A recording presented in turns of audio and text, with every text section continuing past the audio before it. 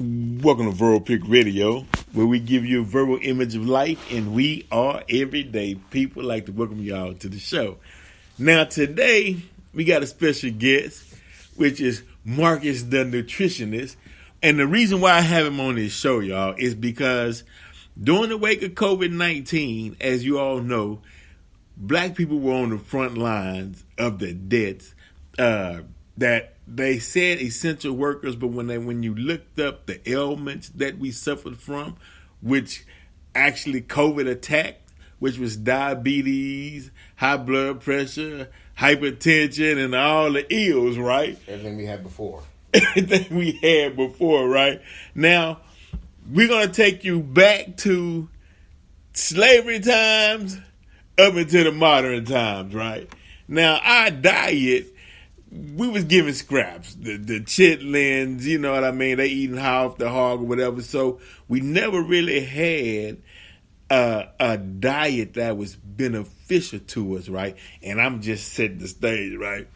Then water, you would actually say, well, why water? If 75% of your body is water, then why are we not drinking water like we should drink water? Well, because you saw it in the movies, you know. You're out in the fields, the hot sun, just to get a drink of water was hell.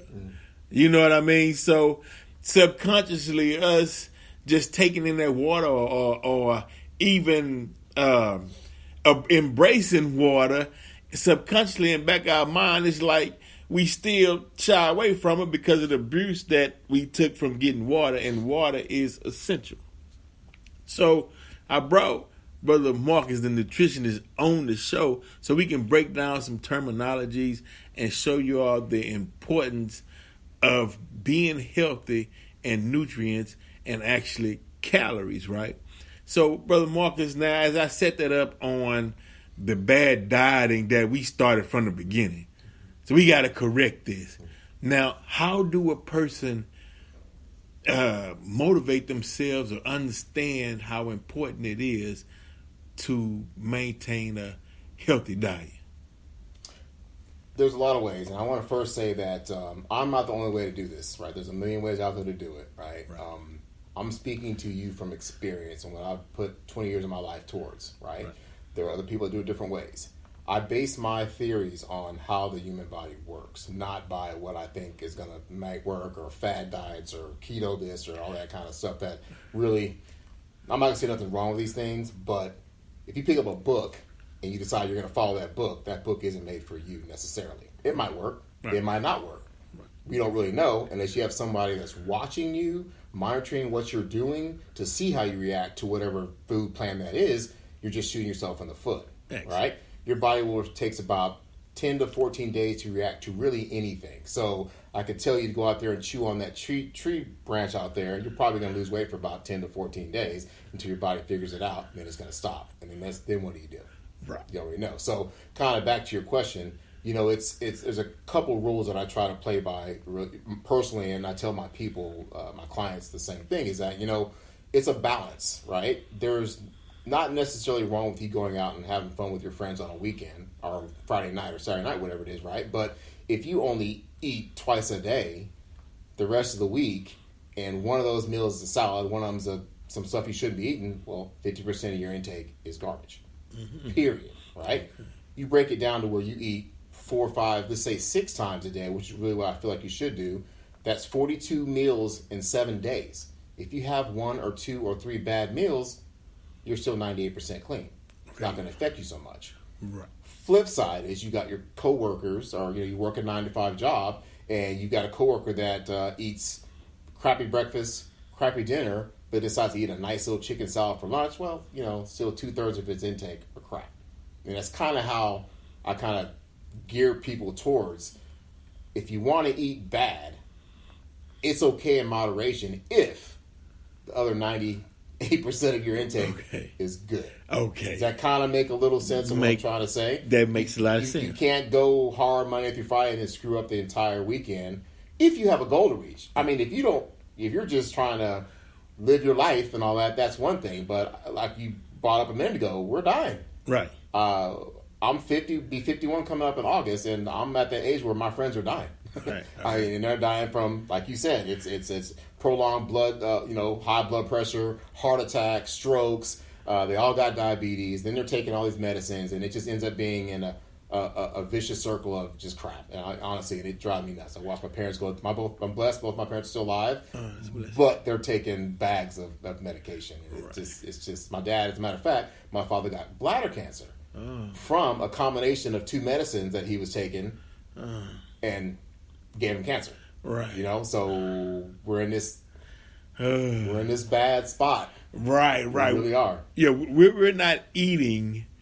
Right back in the day when Grandma would go out in the woods and get this root and cure whatever ails you, whatever. We got away from that science. So it reminds me of when I was younger, right? I'm in elementary school, right? And the teacher said, well, what do you want to be when you grow up, right? And you give out the basic answers, man. I'm going to be a doctor. I'm going to be a lawyer. I want to, things that you associate with making money with, right? Exactly. And so you go through elementary, you go through junior high school come around, you hit college, or you go military, or you're an entrepreneur. You're trying to do something to hit that monetary mark, right, in life, right? And then you start getting old and you realize, man, health is wealth. Now, you achieve your goal, you got the money, but yet you're sick and you can't go out and enjoy it. Nothing with it. Right? No. And so for the youth, those of you who are on your path, health is important just as your education.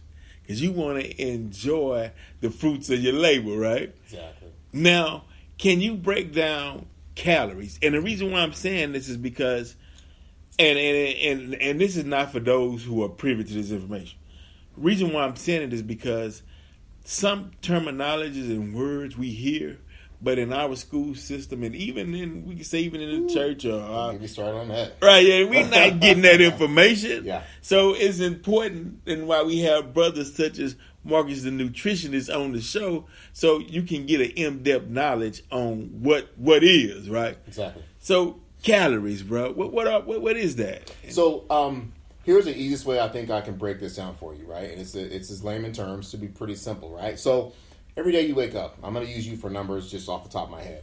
Your body's got this what's called a BMR, right? Basal metabolic rate. That means that is how many calories you will burn if you woke up in the morning, lay in the bed, and didn't do nothing but blink your eyes, okay? You're going to burn that no matter what. The reason why I'm saying that, because the human body is very good at surviving. Like it's hard to die, Right. And so your body will find that 2,000 calories whether you eat or if you don't. Okay, it will do it by either feeding off of stored energy, or it will take what you eat and distribute it immediately. If that makes sense, right? So I'm going to say your BMR is probably 2,000 calories. Okay, so your mindset tells you, and everyone does the same thing. It's human nature. Well, Mr. Marcus said my BMR is 2,000 calories, so I'll eat 1,000 calories. I should be good to go. Well, problem is your body's going to find 2,000 calories. So you eating 1,000 calories isn't going to make your body burn fat, right? You have two sources of energy on your body. You have stored fat and you have muscle, okay? The easiest thing to process for the human body is muscle, not stored fat. Stored fat is like a trigger. You have to get in a fat-burning mode to make your body use that stored fat, right? Mm-hmm. If you're not eating enough food and you go out and run 10 miles, it sounds great. Oh, I ate 1,000 calories a day. I ran 10 miles. I'm healthy. You actually did more damage than you did good. Because your body is going to find not only that 2,000 calories it needs, but also the 1,500 calories it needs from you running 10 miles. Does that make sense? Your body will turn literally a salad into stored fat because you're not giving yourself what you need. Okay? Then you turn into guys like us that are, I'm 230 pounds, 232 pounds, right? I got to eat. Right. And once again, our mindset is like, man, I don't care how much I weigh. I know I need to eat 1,500 calories to lose weight. Well, let's not confuse weight with fat. Okay. Because they're not the same. Okay. Okay? It's easy. I could have you 7 pounds lighter in 3 days. How? Suck the water off of you. And it's great, but it's temporary. Okay. You start burning up, you start eating muscle, and what happens is it's fine and dandy. You step on the scale, man, I lost 5 pounds or 2 or 3 pounds. All right, I'm on this path, right? If it's not fat, what happens is stuff happens. Something happens, you run out of town, you can't eat right, you're going to gain that weight back. You've had friends that go on a cruise and come back 10 pounds heavier. We've all seen me as an example. Exactly. Right. And what that is I got this cruise coming up, man. I want to look good. I'm gonna go run 10 miles and eat 1,000 calories and get on this boat and eat crap. Come on. And what happens? 10 pounds, almost to the number. That's right. It's a rebound effect. Come on. Right? You'll lose a little bit of water. You'll lose a lot of muscle. But then think about this for a second. If you right now sitting, you have 150 pounds of muscle on you right now, right? I take your twin Vince over here. This Vince has 100 pounds of muscle. Now, you're both the same weight, right? But you can absorb more food than he can because of muscle mass. I can take more food in than you do because of my muscle mass, right? So if I give you 500 calories, I eat 500 calories, that Vince eats 500 calories, I'll burn all of it, you'll burn about 300 of it, he won't burn barely any of it, and guess what? You can only digest so much amount of food at that one sitting. Okay. So my 500, gone. Your 500, you'll probably move about 300 of that. Another 200 is going to do what? Store as fat. Your twin over here, he can't even burn that much. So 300 of those calories is going to store as fat because you cannot use that muscle, that food any other way as this second that we're eating food. Okay. Does that kind of make sense what I'm saying? All right. So this is why we go into eating multiple times a day. Okay. Right? You have got to consume X amount of calories no matter what, right? You can't go, I use your 2,000 calories for example. You can't go, I'm going to eat 1,000 calories for breakfast. I'm going to eat 1,000 calories for lunch.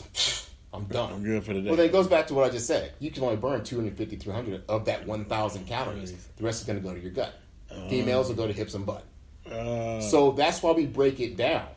I know that you can absorb, remember these numbers are just numbers, right? Right. So I know that you can absorb 300 calories per meal, right? So I'm going to give you 300 and maybe 50 calories, a little cushion there per meal because your body will use all of those calories and wait for the next feeding. Okay. So what happens then is that once your body gets used to consuming that amount of calories multiple times a day, there's no reason to store fat because Vince is giving me what I need. Right. I need 300. He's giving me 300. What I need is fat for. I don't. Right. Let's start turning in that fat into energy. That's when you start losing fat. Okay. And that's when you start losing weight the proper way. So let's fast forward. Let's suppose that you get this going. You're rolling, okay? Your body right now is at a set point. And as we get older, that set point is more stubborn.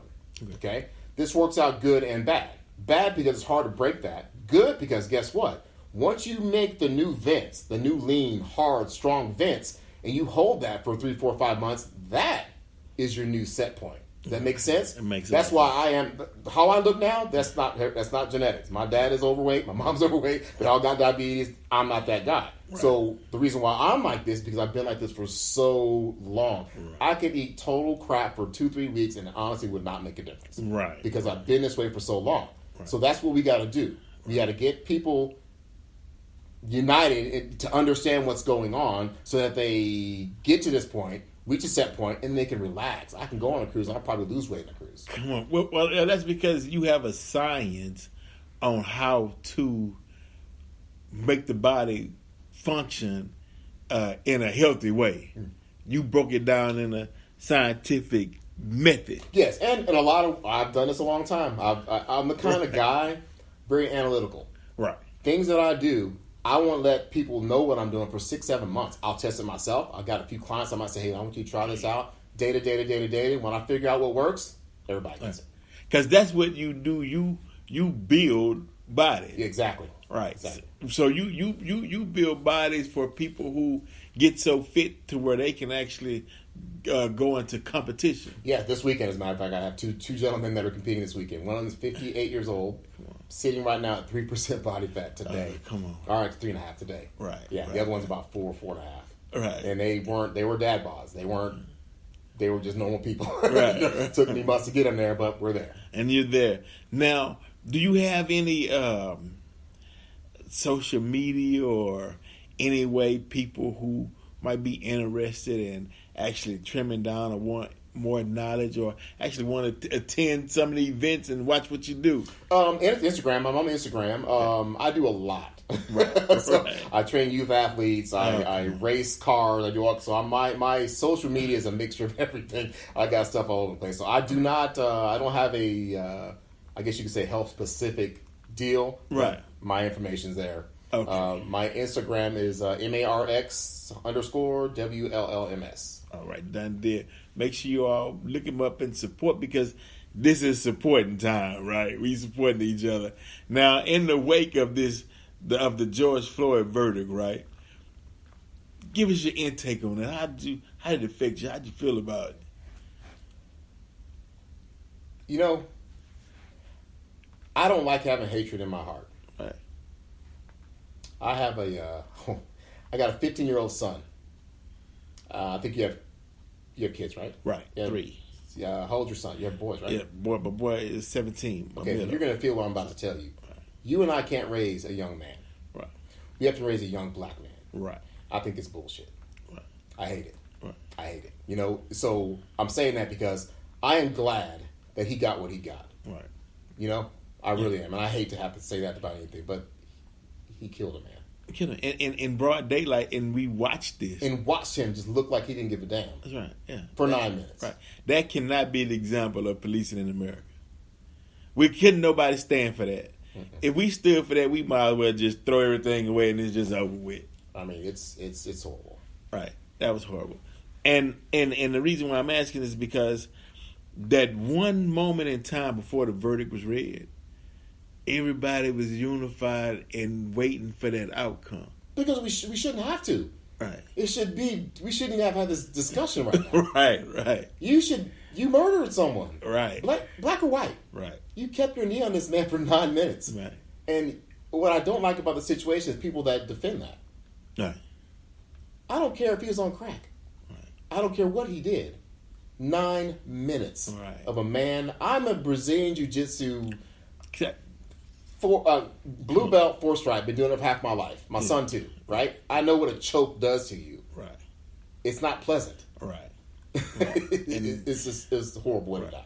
And I'm glad you said that, because, and shout out to Brother Nasir, mental self-defense, physical self-defense, training, building your body up, goes with the young man who was there that was an MMA boxer. And his mentality, he knew the chokehold. And he said something at that moment, like, dude, what are you doing? You're a bum for that. And the reason why I'm saying that is because within your training, it gives you a mentality on how you perceive and you look at life. And in that instance, you are, in that moment when he was being choked, that MMA fighter, through his training, not just physically but mentally, had the wherewithal to say something to let that officer know that what you're doing is wrong, and I recognize what you're doing. You're choking him out, right? Now, in today's society, if a lot of young black men would get involved in some type of defense, but not just the defense, defend yourself or whatever, but the discipline that goes along with it. Yes. That discipline goes a long way, even in making money. You got to be disciplined enough to keep your commitments, disciplined enough to be on time, disciplined enough to channel your anger and assess the situation. You know, so have you found that in your training with the black belt in the jiu-jitsu that discipline helped you in life? Yeah, a couple things. You know, I'm a pretty stout guy. I'm nothing in class. I will get this dude to beat my ass, and you don't ever think of that. But when you don't ever experience that, you think you're the top of the heap. You're really not. Right. We've had guys come in class, same thing, come in there looking like they're ready to roll, and they get wrapped up in about 30 seconds, and then you get humbled quickly. And I think that if you're in a position where you see that, or it's happened to you, you slow down for a second. Right. I've been choked out before on purpose. Right. That's not a good feeling. Right. Lights get dim. That's it. It's not like you're conscious. You're out. You're unconscious before you die. So you're unconscious. That's it. And then you may not wake up. You don't know. You just once you get choked out, you're just out. You're out. Not like there's nothing else after that. You could be dead and wouldn't know the difference. Dude. See, and you know what though? The cops are trained that way. They get choked out on purpose. Like they do the taser test with them. They get choked out. That man knew what he was doing. You don't go through police training and not get choked out. You don't go through police training and not get tasered. So they do that on purpose. Man, it gets deeper and deeper. Deeper and deeper. Knowledge is power, bro. Look, man, I thank you for your insight. I wish you well in this upcoming event you have. Thank you. Everybody that's watching, check this brother out and try to emulate positive people. Model yourself after and continue to build, because 2021, which is 2 + 2 and 1 is 5, is a number change. We getting ready to change the dynamics of this universe. Verbal Prick Radio, we out.